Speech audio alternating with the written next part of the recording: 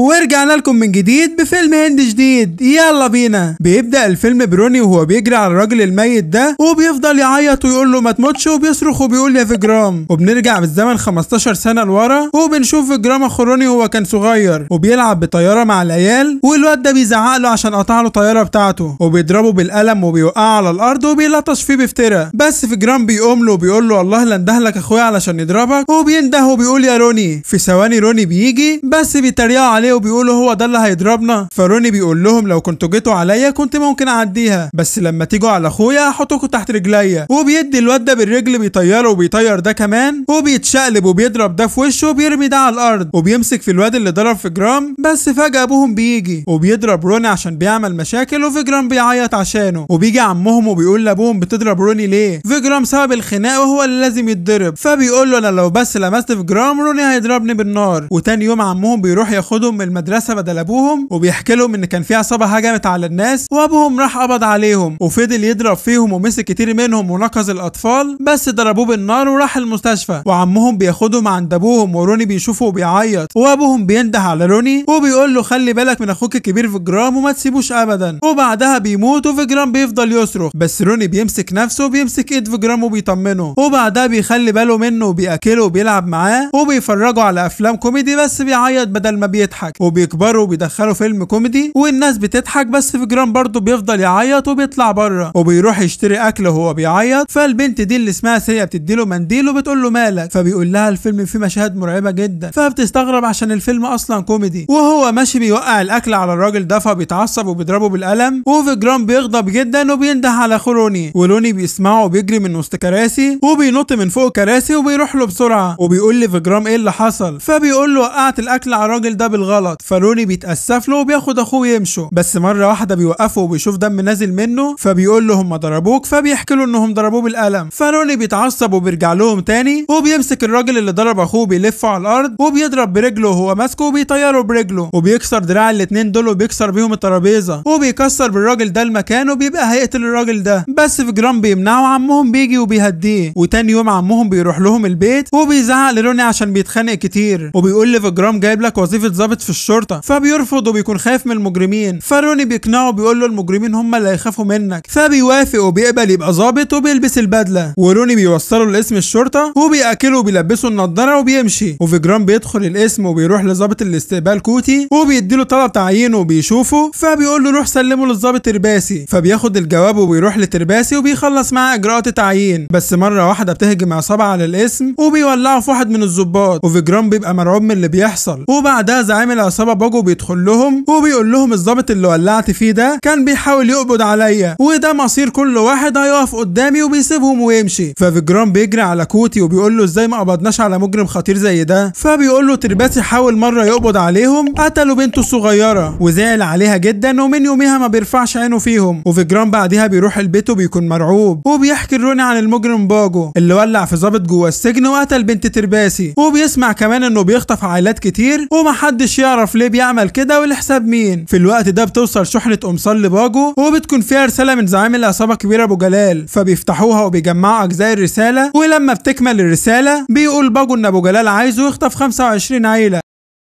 فبيكلف واحد من رجالته ينفذ المهمه دي. فبيساله هو بياخد العائلات يعمل بيهم ايه. فبيقول له ابو جلال ده اخطر ارهابي على وجه الارض وعنده عصابه كبيره اسمها جيش العسكر وبيخطف العائلات وبيهددهم ان هيقتل اطفالهم، بس بيقول لهم لو عايزين اطفالكم يعيشوا فجروا نفسكم. فواحد بيوافق وبيلبسوه حزام ناسف وبيجبروه ياخد العربيه دي وبيروح وسط الناس وبيفجر نفسه والعربيه فيهم. وقصاد العمليات دي بيدفع فلوس كتير لابو جلال من رجال اعمال ورتب كبيره. في الوقت ده سيا واختها روشي بيكونوا ماشيين في الشارع المكنه وسيا بتوصل لمركز الشرطه عشان تقابل صاحبتها حفيظه عشان عايزه تعمل بلاغ بعائله شافتها مخطوفه. وحفيظه بيكلمها بس ما بتلاقيش شبكه. في الوقت ده روني بيشوفها وبيسرح في جمالها فبيخبط في مكنه اختها روشي وبتفضل تزعق له فبيسيبها ويمشي. وسيا وحفيظه بيروحوا القسم وحفيظه بتقول انها شافت عائلات مخطوفه في المصنع اللي شغاله فيه. فكوتي ما بيبقاش عارف يبعت مين ينقذ العائلات من المصنع وكلهم بيكونوا خايفين. بس لما بيشوف فيجرام بيقرر يضحي بيه ويبعته. واول ما بيدخل عليهم فيجرام فجرام بيقول له جات لك الفرصه انك ترد دين بلدك، وبيضحك عليه بكلام وبيدبسه في المهمه دي. وفجرام بيتضايق وبيمشي وبيروح يعرف روني، فروني بيقول له ما تخافش انا في ظهرك. وفعلا بيروح المصنع وبيدخل وبيشوف الرهاين، ومره واحد بيشده وبيطلع روني وبيتفق معاه لما يصفر يطفي النور، ولما يصفر تاني يفتح النور. وروني بيمسك الحديده دي وبيصفر، ففجرام بيطفي النور، وروني بيخبط فيهم بالحديده وبيصفر تاني، ففجرام بيفتح النور، فبيشوف عددهم كام ومتمركزين فين، وبيصفر تاني فالنور بيطفي. وروني بيخبط دماغ ده في الارض وبيزقه عليهم، وبيضرب الاتنين دول برجله وبيبعد عن المطرقه، وبيضرب اللي ماسكها برجله وبياخدها وبيوقع ده بيها، وبيخلص عليهم كلهم وبيمشي، وبيخلي فجرام يحرر الرهاين على الجاهز، وكلهم بيشكروه وما بيعرفوش ان روني هو البطل الحقيقي. وبسبب كفاءته الاسم بيديله قضايا عصابات كبيره وبيكون متضايق، بس روني برضه بيطمنه وبيقول له انا في ظهرك، وبيروح يضرب العصابات وبيخلي فجرام يقبض عليهم على الجاهز. ومأمور الاسم بيكرمه، وصور فجرام بتملى الجرايد، وبيقبض على اخطر العصابات وشهرته بتوصل للوزير وبيطلب يقابله، وبيكلفه يقبض على اخطر ارهابي وهو ابو جلال، وبيقول له ان المقر الارهابي بتاعه في سوريا، وبيجهزوا له جواز سفر علشان يسافر على هناك، وبيسلموه ورق القضيه وبيدوا له تذكره الطياره وبيقولوا له هتمشي بالليل. فروشي بتجهز له شنطته وبيوصلوه للمطار وبيسلم عليهم وبيمشي. ولما بيوصل بيكلم روني فيديو كول وبيطمنوا عليه، بس فجأة الباب بيخبط وبيفتح الباب وبيطلعوا تبع ابو جلال وبعتهم عشان يخطفوه. وروني بيشوف فجرام وهو بيتضرب وبيبقى هيتجنن عشانه، وبيبقى مش عارف مين دول وعايزين من فجرام ايه. وواحد بيسحبه وبيمشي، وروني بيقول لهم هقتلكوا كلكم. فواحد منهم بيقول له احنا جيش ومش هتقدر علينا، وبيكسر التليفون.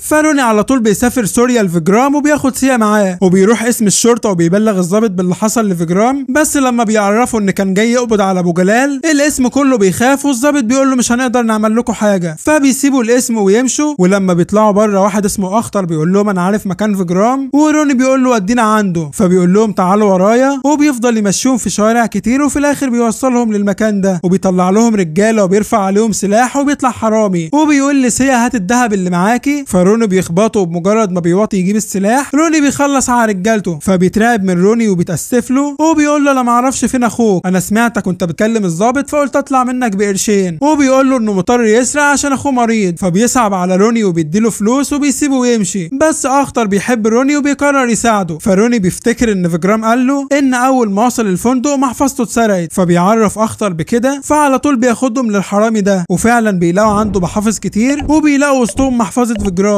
وبيلاقي فيها صورته وعنوان الفندق اللي كان فيه. وبيروح بسرعه على الفندق وبيدخل الاوضه اللي كان فيها فجرام، وسيا بتلاقي تليفون فجرام على الارض، وروني بيبقى هياخده بس اخطر بيمنعه، وبيقول له عشان ما تمسحش بصمات المجرم اللي خطف فجرام، وبيودي التليفون لواحد خبير بصمات وبيعرف يوصل لكل بيانات المجرم اللي خطف فجرام، وبيبقى اسمه زيدي، وعلى طول بيروحوا منطقته وبيسالوا الناس عليه، بس زيدي بيطلع شايفهم، وروني بيشوفه وبيجري عليه وبيروح له وبيضربه بس بيهرب منه، بس روني بيفضل يجري وراه لحد ما زيدي بيتعب من الجري، وبيقول له خلاص هعرفك مكانه، فبيقول له هتلاقيه في مقر الجيش العسكري بتاع ابو جلال، والمقر ده عباره عن قاعده عسكريه فيها دبابات وصواريخ وطيارات. فبسرعه روني بيروح على هناك وبيملى شنطه بقنابل وبيرميها عليهم وبيفجر لهم المكان، وبيمسك في السلك ده وبيرمي عليهم قنابل وبيفجر فيهم وفي المكان كله، وبيضرب الاتنين دول برجله وبيكسر ايد الاتنين دول وبيوقع دول على الارض، وبعدها بيجري يدور على فجرام. فواحد بيعرف ابو جلال ان روني خلص على كل الرجاله، فبيأمرهم يبعتوا له رجاله تاني، فبيبعتوا له العربيات دي وبيبقوا عايزين يخبطوا روني، بس بيبقى عامل لهم فخ والعربيه بتنفجر، والرجاله بينزلوا من العربيات عشان يقتلوا روني، بس روني بيظهر من ورا الراجل ده وبيكسر له رقبته وبيقلب ده على الارض وبيصد الرصاص بالراجل ده، وبعدها بيرميه عليهم وبيفجر بيهم العربيه، وبيروح لعربيه الرهاين بس فجرام ما بيكونش معاهم، فبيتضايق وبيقطع التيشيرت بتاعه، وفجاه بيهجم عليه 3 طيارات فبيضربهم بالرشاشات بس ما بيأثرش فيهم، وبيفضلوا يضربوا عليه بالصواريخ لحد ما واحد بينفجر فيه وبيطيره، فبيمسك في الطياره دي وبيطير الراجل اللي جواها وبيرميه من الطياره، وال3 طيارات بيخبطوا في بعض وبيكونوا خلاص هينفجروا، فروني بينط بسرعه وبيخبطوا كلهم في التمثال ده وبيولعوا،